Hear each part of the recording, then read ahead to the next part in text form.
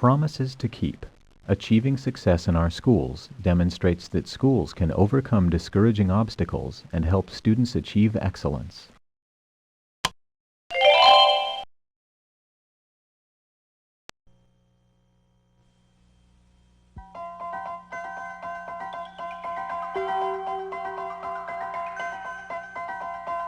A presentation of AIT. She was desperately afraid of her husband's anger. Quickly, a plan formed in her. Hello, I'm Roscoe Lee Brown, and this is Mrs. Allen's class at the Euclid Elementary School in Los Angeles. I've come here today to talk with you about something vitally important to all of us: achieving success in our schools. Success in most fields depends on a combination of talent, timing, hard work, and good luck. It's something that no one can promise or guarantee. But what we can promise, and what we have promised, is that through our system of public education, we will give all our children the kind of foundation that prepares them to succeed in life. Are we doing it? Are we keeping the promise? Apparently not.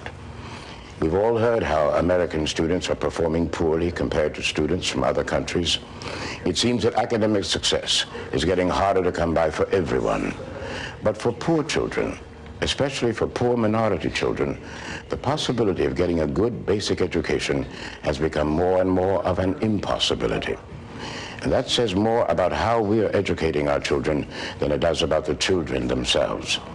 There's plenty of evidence to show that problems of poverty, race, and adverse social conditions can be overcome. They can be overcome by good teaching and by schools that provide the right direction at the right time.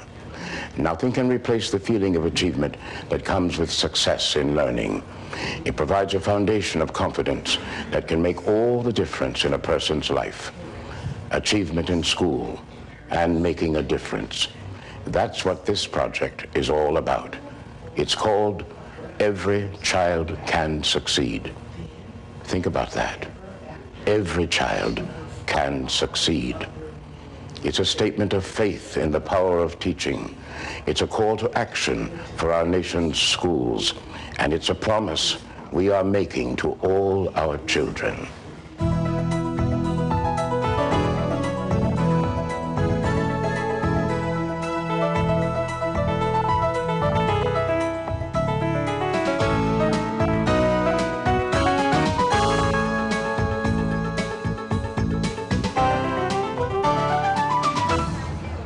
These children are on their way to the future.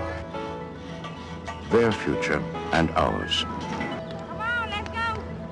I pledge allegiance to the flag of the United States of America. The schools we send them to are supposed to be expressions of our commitment to a new generation. Under God, indivisible, with liberty and justice for all.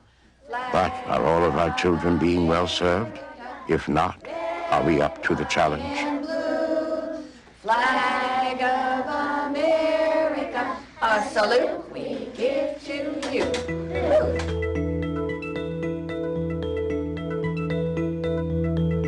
There was a time when this nation wasn't called upon to educate all of its children.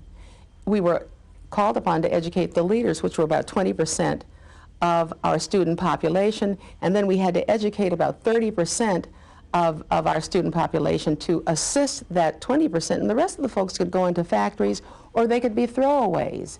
But in this information age, all of that has changed. This is a day where all children must learn, all children must be able to be fully employed. All of our children have to become thinking individuals, because there are no rote memory kinds of jobs. There's no work for just hard-working, earnest people who aren't able to think in a critical way. Those days are gone forever.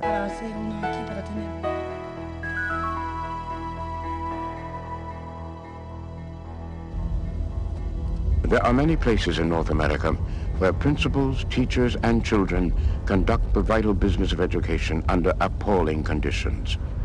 amid the deep poverty of rural areas all across the continent, and in poor urban neighborhoods filled with noise and violence where drug dealing and other crimes are part of everyday life. What do we expect of children in these environments? We say that we believe that all children can learn. And I believe that almost every educator wants desperately to believe that, and may sometimes even believe that they believe it, and yet they nurture doubts that they can produce the educational outcomes in situations that are difficult. For example, we hear that if students are poor, that there is a correlation between poverty and school success. Okay. Dígame, Gabriela. We've heard that if students are bilingual, that this bilingualism will be a deficiency in the school setting, and that will account for low performance. We've heard that single-parent families are a problem, that if there's no father in the home or no mother in the home, the child is doomed to failure because of the fact that parents cannot provide the kind of support in that environment. If they live in neighborhoods that are culturally deprived, that are drug infested, on and on and on. And of course, we would like to see the reversal of every one of those variables, but not a single one of those accounts for the low performance of school children, either collectively or individually. We know that it is possible, doing things that schools do, to overcome the damaging and negative effects of these variables. I wonder if that's a naming part or a telling part. Simone. A naming part. Good. All together you use how many for each train of cubes? 5. 5. Okay, good job. Will you take that home and read to your mommy and daddy? This is a practice. In his book, Savage Inequalities, Jonathan Kozol simply dismisses explanations that point to deficits in the child as reasons for failure. Plot. Oh my, plot. According to Kozol, the problem lies not with children, but with the educational services that they receive. Some schools reject the notion that poverty, minority status, and a single-parent situation inevitably spell academic failure for a child. Instead, they believe that all children can learn, and that it's the school's job to teach them. Louise Smith, former principal of Charles Rice School in Dallas, subscribes to that point of view.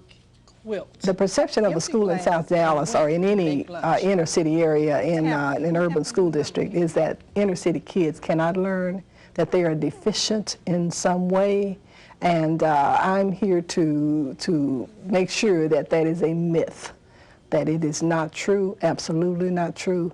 These kids can learn, they're all born with the brain, and it's our job to enrich that brain, to nourish it, and to come out with an educated person. Ms. Favor's going to work with him. Doris Brevard, principal of the Vann School in Pittsburgh, agrees that it is the school's responsibility to educate the child. So often the African American child has a defeatist attitude. For so many years you heard constantly that the African American child could not learn. And it was our aim here to prove that the African American child could achieve just as well as any other child, and that we didn't have to use any special methods. We don't have any hidden secrets. We're just using the curriculum that's provided by the board, but our secret is we meet the needs of our children. We're going to do this step by step. We're going to get it right. If our schools are to be everything that they can be, it is absolutely essential that we have a deep and abiding faith in the abilities of children and in the abilities of educators to stimulate children to the point of academic excellence. Let's see if you can outdo me with this one. What is 3 Despite the myths, there are schools succeeding with all children. times 7?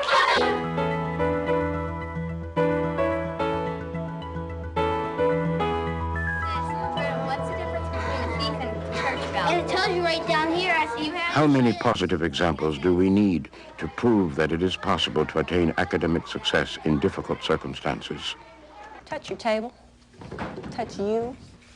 Fan your According to Ron Edmonds, a leader of the Effective Schools movement, the answer is just one. And it takes up space. I don't know. Remember we counted them? How many does it have? If we can find one school operating in adverse conditions whose students are achieving at or above national norms, that should be evidence enough that all children can learn. The kind of starfish you were talking about, the purple one. That's the premise of a project called Every Child Can Succeed. As part of that project, we tried to find an example of success among schools serving poor and minority students. We found more than one.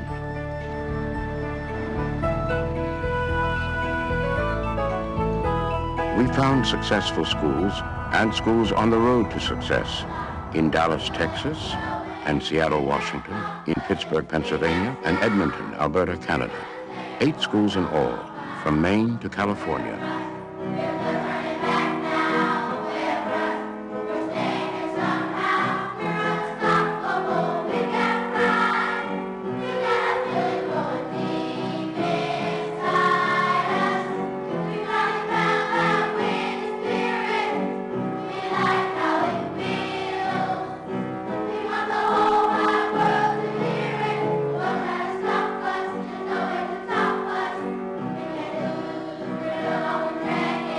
According to the conventional wisdom, the children in these schools ought to be failing.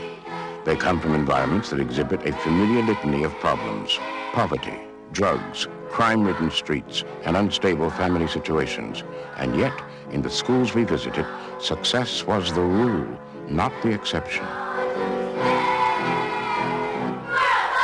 It's very important that when you finish writing on here... In our sample schools, scores on standardized achievement tests place the school well above the norm in math and reading, often in the top quartile. While they are not the only criteria for judging success, standardized tests do provide an objective and comparable measure of academic achievement. They can demonstrate a school's determination to become or to remain successful. What are our possible answers? Good morning, boys and girls. Van School in Pittsburgh, for example, under the leadership of Doris Brevard, has had a long history of success as measured by test results.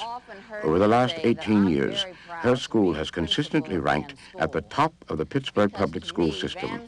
But for Mrs. Brevard, high test scores are evidence of something more fundamental. So I'm looking forward to a letter from you. A successful school is a school within which a child is totally educated, and every child meets his or her potential.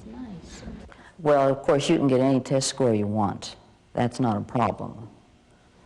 But I feel, I make the statement often that a Van student can take any test and the score will be the same on that test as it is on the California Achievement Test, because we teach the curriculum. Therefore, the child will be able to pass successfully any test. In every successful school we saw, teachers and principals expressed the same kind of confidence in their students and in themselves. We think we can make a difference. We think the teachers can make a difference, and that we think that we can enable and create environments that help students to be confident and competent in their learning. Greatest school on earth. The Every Child Can Succeed project has several components. One component is a series of 6 half-hour video programs depicting successful schools. These programs allow the viewer to visit one or more elementary schools that are working successfully with students.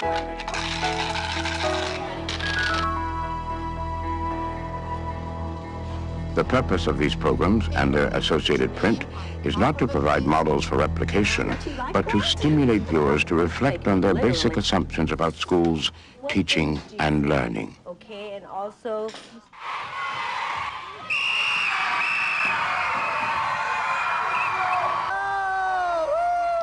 By viewing the successful schools examples that we have brought to you, it is my belief that it will raise the level of hope and faith in the teaching process and will stimulate educators to think in even more expansive terms about the kinds of things that they can do to take responsibility for the academic achievement of their children. What we discovered is what we suspected all along. Successful schools have a lot in common with each other. While each school is unique, there are some essential elements that cut across boundaries of race, geography, and economic condition. Take a scoop of stuff from the bottom, let the water drain out.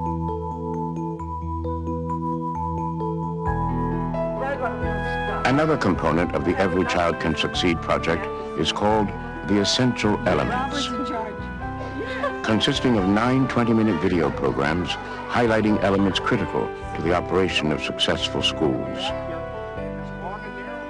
The Essential Elements component is accompanied by print materials to aid in discussion and planning. The purpose of this component is to help principals and teachers to develop action plans for implementing these essential elements in their own schools. I am confident that we have arrived at a set of essential elements that will assist educators to analyze their own existing practices and to plan for the future in very effective ways. All these essential elements work together to create a successful school. They vividly demonstrate what is possible even under the most difficult conditions. That you can work on real simply, because these kids will be good writers because they can express themselves. Right. It's just the mechanics they need to do. Now, as for long, Take a topic like staff their development. sentences were a lot shorter. In the staff development program, you see how these schools support professional growth, from informal sessions between principals and teachers to formal in-service sessions at which teachers share techniques that have proven to be successful. Put your theme title. Milk. Was milk on the menu? What milk was on the, was milk on the menu? You'll see how Principal Gary Tubbs in Seattle models good teaching by demonstrating it himself in the classroom. And how Euclid School in Los Angeles is using teacher observation with follow-up discussions to improve teaching. I mean, they were filling page after page after page. Another essential element is productive school climate and culture. This program shows how successful schools consciously establish and maintain an atmosphere in which learning can take place. It starts with a vision. All of the folks here share a common vision. They have a very similar philosophy. And that's every one of them will teach, and every child in this building is going to learn. Do you think this is made out of some kind of flour that's mixed into a dough? And then what do you do with it after it's mixed into a dough? Bake it. The dream is the vision of that all children will be academically successful. That, of course, is a vision that needs to be constantly addressed and revisited and be kept alive in our heads, but also brought down to practical, down-to-earth terms on how does that look in the classroom? How does that turn into instruction? How does that turn into curriculum? How does we make learning meaningful so that it actually gets children a step closer to that vision? The Climate and Culture program goes on to show how the vision is realized in successful schools. So you can be aware of what they went on the filter. Oh, I didn't come yesterday. Oh, okay. So oh, yeah. When Esther McShane became principal at Euclid Avenue Elementary in Los Angeles, it was the challenge of her life. The school's environment was the worst she had seen. Professionally or academically, it was a school that was almost a joke. It was also a very filthy school. There was no pride. You know, when you look at a situation where there's no pride, you need to start there. McShane began to implement the school's mission for success by creating a more supportive environment for teaching and learning. Her action showed the staff and students that their new principal cared about them. And if somebody shows you that they truly care, then people begin to feel they're important. I'm important. I can live up to whatever she thinks I'm capable of doing. Of course, a clean environment is only the beginning. At many successful schools we visited, the discipline policy is also tied to the school's mission of academic success. Behavior comes first. In order for kids to learn, they must know how to behave in school. They must know how to come in school, sit, listen to the teacher in order to learn. No child can learn if they're talking when the teacher is talking. They miss out on too much. At the successful schools we visited, the school's mission is implemented through a carefully designed instructional program. Nancy Ishinaga sees it as a three-step process. Number one is that we do believe that every child can learn to read, to write, and to be a successful student. And this belief is throughout the school. Everybody believes that. We just have to figure out how to do it. And the how to do it is the next thing. But you add, you subtract, you multiply, and you divide well. So we got to let your teacher know. To implement her mission, Nancy Ishinaga personally tests the academic skills of each new student. And she meets with the child's parents. Our kids have already had fractions because we do that in the first half of the year, in the 4th grade. So my suggestion to you is to go to the drugstore and look for workbooks on simple fraction and help her with that. Oh, I know that good. I know fractions. Well, that's good. And He had already a food. He had some food. Does anyone remember what food he had? Then the students enter a sequenced and rigorous academic program. Nancy Ishinaga visits each classroom periodically and meets with teachers to assess how the students are doing. This is part 2 of her process. And maybe the third thing is that we try to build an environment in which everybody feels that they are important, and the fact that what everybody does contributes to the whole school, so that any school which wants to succeed can do this. It's not a matter of personalities, it's a matter of having a system by which we educate our kids. Oh, I like the way you did that. All the components of the Every Child Can Succeed project point to one very simple conclusion. Teaching children in at-risk situations isn't easy, but it isn't mysterious either. Marcus. All right, anything else a writer can do to make a story humorous, Amber? He can use figurative language. It's being done successfully in a number of schools across North America by principals and teachers who are committed to educating children and who are working together to achieve that goal.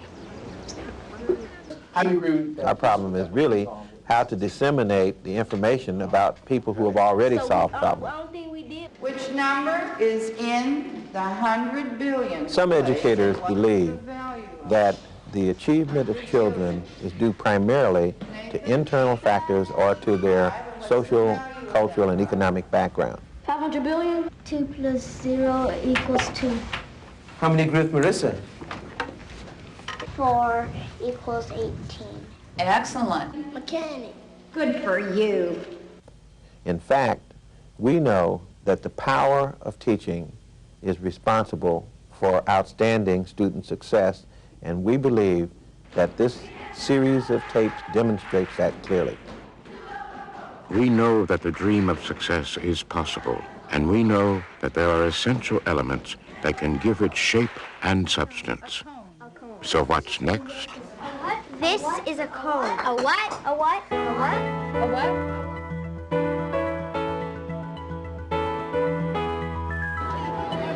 The truth is that successful schools are all too often fighting against extremely difficult odds.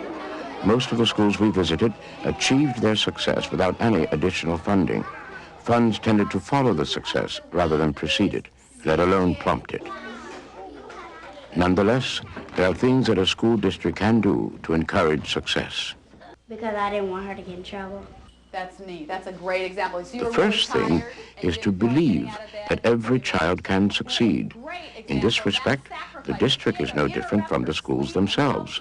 A firm belief in children and in the power of teaching is a prerequisite to successful schools. The district must provide the resources to support change and establish an environment that fosters it. There are no shortcuts. Secondly, it is really saying to the Every Child Can Succeed is a project designed to encourage the effective practices of some schools to serve as models for success in all schools. The materials we have developed for this project are intended to supplement other efforts being made to improve schools for all children. Mayor Norman Rice of Seattle sums up the importance of such efforts for all of us. I think that if an education system doesn't speak to all of our citizens, then it is not a good education system.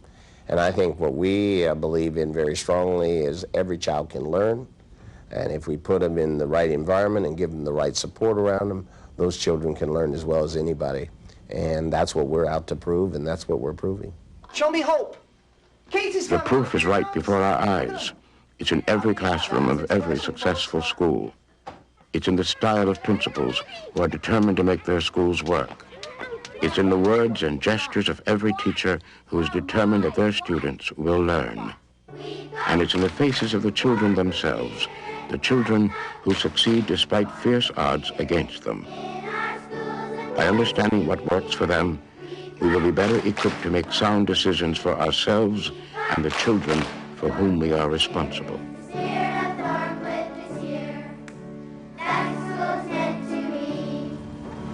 Is it easy? No, it isn't easy. It takes constant effort to achieve and to maintain success. It takes dedication, leadership, vision, and determination.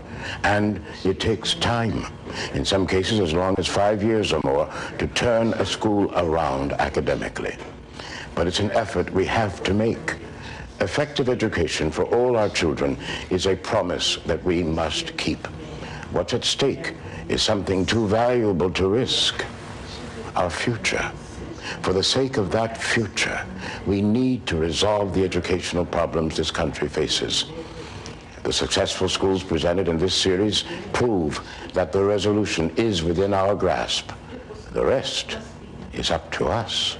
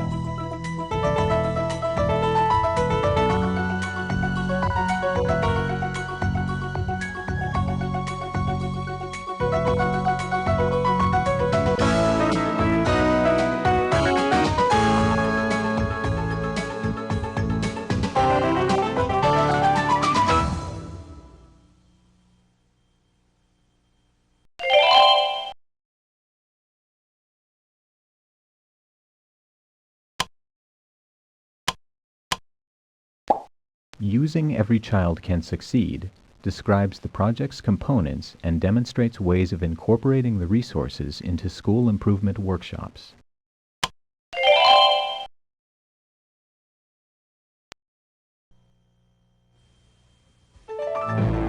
A presentation of AIT.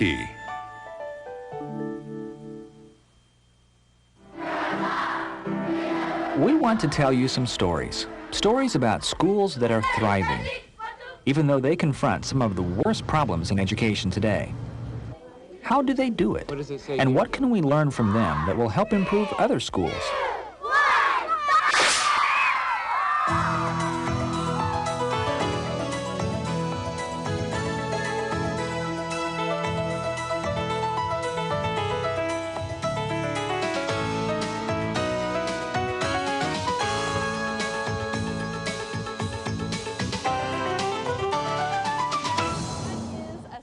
Maybe you want to improve your school, and you'd like some help. That's why we produced Every Child Can Succeed. It's a package of video and print materials designed for administrators, parents, teachers, and others to use as part of an effort to improve schools.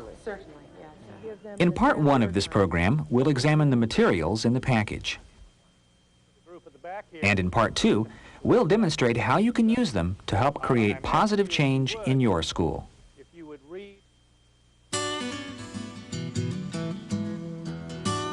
Every Child Can Succeed has three components: the demonstration component, the successful schools component, and the essential elements component.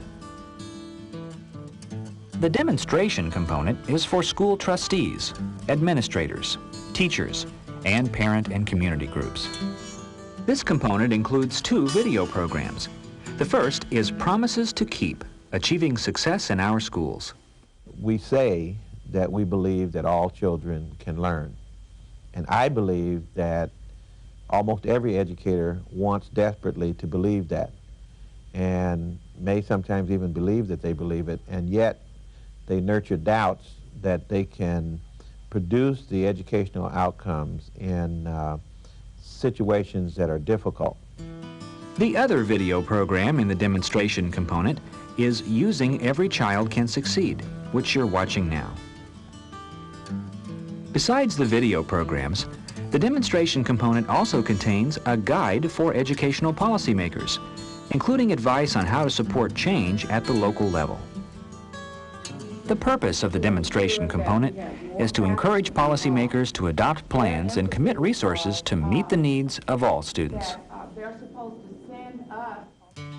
The second component in Every Child Can Succeed is the Successful Schools component. It's for administrators, teachers, community members, and parents. The Successful Schools component features 6 30-minute video programs. Wouldn't it be great if your entire staff could go on a field trip to 8 diverse and successful elementary schools? Well, here's the next best thing. We'll bring the schools to you. The programs are The Van School, A History of Success in Pittsburgh; Charles Rice Learning Center, an oasis in Dallas; LA Stories, Bennett Q and Euclid Avenue; New Suncook School, Achievement in the Woods of Maine. This is a school with one. Every facial thing has a feeling. All of a sudden, your team's down there, you're down to the floor, Casey's coming to bat. Thorncliffe Community School, student-centered learning in Edmonton; To the south. and Northwest Passages, Alki and Beacon Hill in Seattle. You're missing a part, and the part that you're missing is In this class, Lori Eba and Diane Tompkinson are teaching their first graders about sea life. They're about to take a field trip to the beach. Sat down. Remember we counted them? How many does it have? It has 20. The next day, they're off on the field trip. 50 first graders, newly certified as beachologists. Can you see the 2 feet? Miss Kyler, I found the kind of starfish you were talking about, the purple one. Oh, I see it. What do you see? Those rat things. They attach to the rocks with all these 2 feet. And they become totally engrossed in what it is that they're doing, and the motivation is there, the feeling that, God, we want to learn all we can about it. And it just seems to create a feeling in them that they can do it and they want to do it, and it has meaning to them, and I think that's the whole point of what we're doing for kids, is to create meaning for them. Along with the 6 video programs, the Successful Schools component includes a facilitator's guide. The guide has suggested workshop agendas, handouts, background details on the featured schools, and tips on how to use the videos to stimulate discussion.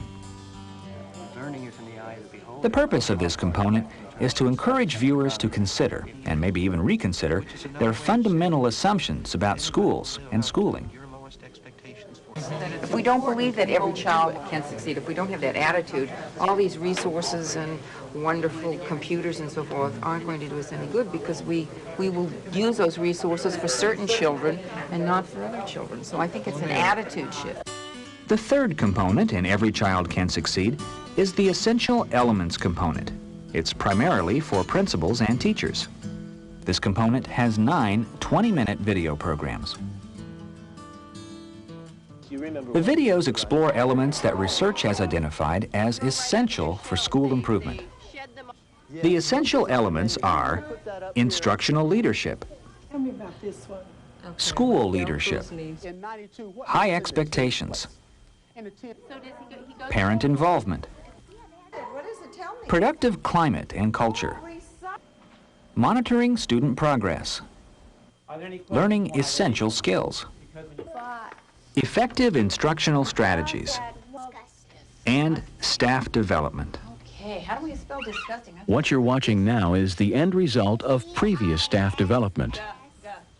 Teacher Diane Tompkinson was looking for active listening techniques. A staff development expert from outside the school showed her how to use an instructional technique called Story Painter. The children paint a picture to present their vision of what a story is about. You get a lot better listening skills when they try to imagine what is going on in the story, and particularly when they know they're going to have an opportunity to paint their favorite part, and that we are going to work with a story and describe that chapter. What do you want to say about chapter 3? What do you think Savun was illustrating here? Because Story Painter works so well in Diane Tompkinson's class, Joan Dorr of the Academic Achievement Office has come to Alki School to share the process with others. The student got up and told about the cat in the first chapter. The other students added information. And together then, with the teacher modeling and the students directing, you know, this sequence, this is the summary of the first chapter that they came up with.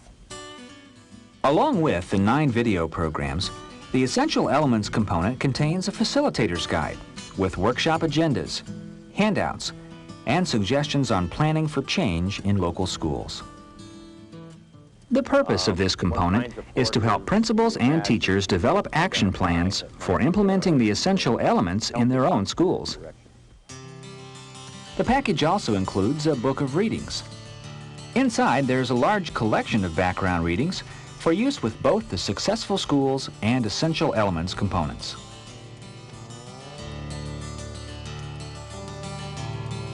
A lot shorter. There is no one correct way to use the Every Child Can Succeed materials. The components have several different audiences and purposes. But the primary purpose of the series is to support improvement and reform at the local school level. Here's a suggested format that uses all of the materials effectively. At the first session, show the Promises to Keep video program from the demonstration component. If our schools are to be everything that they can be, it is absolutely essential that we have a deep and abiding faith in the abilities of children and in the abilities of educators to stimulate children to the point of academic excellence. The fact is that we've got the information and we know it can be done. We haven't done it. You know, we know attribution theory. After you've watched the video, discuss it. Then decide whether your staff wants to see more materials. If they do, schedule another session. To begin the second session, conduct the focusing activity in the Facilitator's Guide, which asks, can every child succeed in school? A change in attitude. Instead of looking at those factors and saying, well, these are the reasons why these kids aren't performing, you look at those factors and you say, well, they seem to be doing well over here, so why don't the 3 of you take a look at what is going on over here that's causing those kids to be successful? They're the same kids. The backgrounds are very similar. So it has to be something that's going on in your schools to cause these kids to experience success that's not going on in and ours. probably the resources are the same or approximately the same at both And they schools. looked So at then there is basically another. After the discussion, move into the Successful Schools component. Very often, and we found it in our group, and I'm sure you probably did too, as we were trying to make a statement, but words crept in. All children can succeed, but, or all children can succeed if. You know, those types of things become barriers. The Successful School videos really are going to energize a faculty to perhaps begin to pull down or at least create some doubt as to the excuses. And that's what it's intended to do. Next, show one of the Successful School videos. There are suggestions for how to view and discuss the video in the facilitator's guide. Afternoon, Mr. Glee. And show me with your signals, how are you feeling today? How are you feeling? All right, look at those. One program intended to produce self-motivated students is something called Project Seed, a requirement for every student in grades 4 through 6. At first glance, Project Seed is simply a different way of teaching advanced mathematics. And let's everyone, let's read it. Follow my finger. Log base 2, 16 equals 4. If and only if 2 to the power of 4 equals 16. All right. But actually, this is much more than just math. William Glee has been a Project Seed specialist for 10 years. We use mathematics as a tool. And the tool is to raise their self-confidence and self-esteem. You can raise their self-esteem by teaching them how to play chess. But when you teach them how to, the mathematics and get them excited about their learning, education, because education is the key for a lot of these kids to be successful. After watching the program, focus the discussion on the school in the video. Strong leadership and principle. You know, that jumps out right at you. In fact, it's almost frightening. If I was a faculty member there, I might, I'd have to assess right quick, like, now, do I really want this? I think strong instructional leadership and principle, the overall, the high expectations, certainly they're on the part of all faculty members. We saw hands-on activities taking place. They did address varied learning styles. They talked about the Socratic questioning technique relative to Project Seed. In the third session, you might watch another Successful Schools video. All of us want to get along. He's also devoted to maintaining discipline. Any conflicts, but when conflicts do come up, we need to handle them, because you're going to have conflicts throughout your whole life. And you need to know, you need to have the skills. Sometimes it's done in a group. Handle those conflicts when they do come up. School's not a happy place when you don't have friends. Sometimes one-on-one. Behavior that is disruptive that interferes with the teacher's teaching or interferes with other children's learning needs to be dealt with immediately and specifically and fairly and lovingly. And it's not just one person's job. Again, it's one of those dynamics of a successful school that everybody works together. After the video, follow the same discussion format as before. Among those things you saw, what do all three of these schools have in common? At the fourth session, compare the schools you've seen. Secondly, in what ways are these three schools most different? No. Beacon Hill didn't. No, Beacon Hill was ungraded. Beacon Hill had regular grades. Early childhood model is when they mainstreamed, you mainstream your special need kids right into the class. I thought they both did that, didn't they? Okay. But not the first one. But Alki was the only one that was non-graded. Right. Use the suggestions and handouts in the facilitator's guide to help focus the group discussions. What is behind your bringing that up? Discipline is very important to a school, and particularly important is how the discipline is rendered. And it seemed to me that this fellow gave a rendition of discipline that was compassionate but firm, and it wasn't so much punitive. And how you handle discipline is one of the factors in having an effective school. But in the Beacon Hill tape, we saw that it was actually dealt with, and the other two tapes were almost too good to be true. The program is intended to cause reflection, not replication necessarily. Now, there's nothing wrong with seeing something in tape that really excites you and that you grab onto and say, let's run with that, let's adopt that here, let's try to get that in place here. And to reject something that you've seen in another tape because it doesn't seem to strike your fancy, your context, your situation. The programs get the school staff dealing with the issues that they identify are important. Whether they see a discipline approach on the tape that they like or not, the fact that the tape somehow gets them to talk about discipline may be what we're after.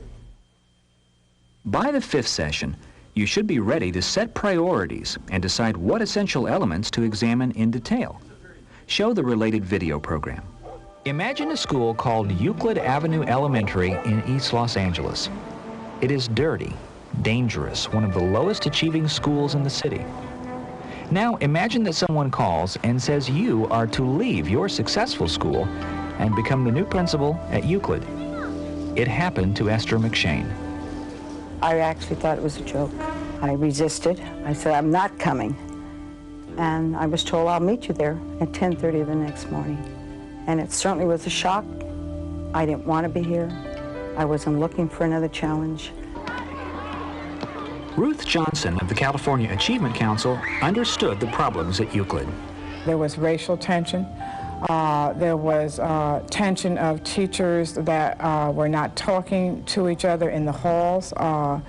There was no focus on looking at kids and achievement. It was a fractured school, very fragmented. Throw things out the car? Absolutely. That we're gonna have the cleanest highways in the world with the kids in this classroom. What else? Esther McShane developed a clear mission for her new school. Academic success for every child. Recycling. That meant cleaning up the campus, improving instruction, and increasing student achievement. I have made a difference because I have empowered people.